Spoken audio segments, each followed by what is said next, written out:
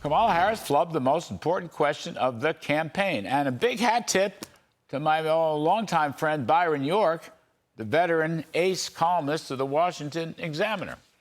Byron was referring to the economy, which, of course, is the most important issue in the campaign. And that was the first question of the debate.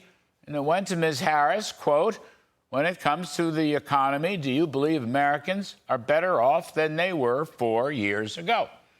Byron York's key point about Kamala's answer was that there was virtually no there there. Her most heralded proposal, apparently, is a $50,000 small business startup deduction. But actually, under current tax law, which is still the Trump tax cut law, new business owners can already deduct most early-stage expenses like payroll and equipment costs. Startup expenses are usually minimal, and so many small business startups will never even spend $50,000, at least at the beginning. In other words, it's a poorly thought-out plan. And, of course, she never mentioned her proposal to repeal virtually all of the highly successful Trump tax cuts, including the 100% immediate expensing bonus for the purchase of new machinery and equipment. That bonus depreciation is one of the most powerful pro-growth policies for large, small, and new businesses, and it looks like Harris would repeal it. Plus, her so-called economic plan raises the top income tax rate to 39.6%, which is what most successful new and small business owners are going to pay. Plus, her plan would repeal the 20% small business cost deduction embodied in the Trump plan. Plus, she would jack up the capital gains tax, which rewards successful small business owners, and on top of that, raises the estate tax, which is another reward for successful small business owners. So she can prattle on about a startup deduction, but really, what one hand giveth, the other hand taketh away, and then some. Now, you want to hear a major league tax cut plan for business? Here's Mr. Trump at the New York Economics Club last Thursday. The fifth pillar of my plan is to make the Trump tax cuts permanent. My plan calls for expanded R&D tax credits, 100% bonus depreciation, expensing for new manufacturing investments, and a reduction in the corporate tax rate from 21% to 15% solely for companies that make their product in America.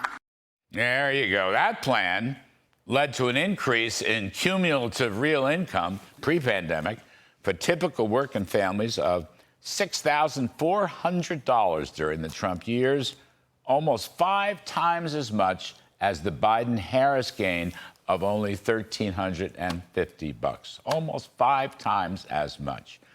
Now, the rest of Kamala's so-called economic plan is throwing out $25,000 of free money to buy homes, which, of course, would jack up the price of new homes, which are already out of reach for young Americans. Then she touts a $6,000 refundable child tax credit, which amounts to a guaranteed basic income for those who do not work. That's her so-called opportunity economy. Byron calls it, and I'll quote, "the government giving people taxpayer money so they can pay higher prices," end quote. And Byron notes, many economists believe these kinds of proposals are too big, they're too broad, not the best use of the money to help those who are most in need.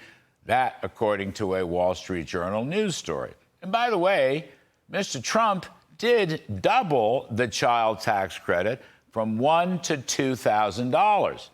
But on top of that, he slashed marginal tax rates for all individuals and, of course, all businesses, thereby providing incentives to work and invest across the board.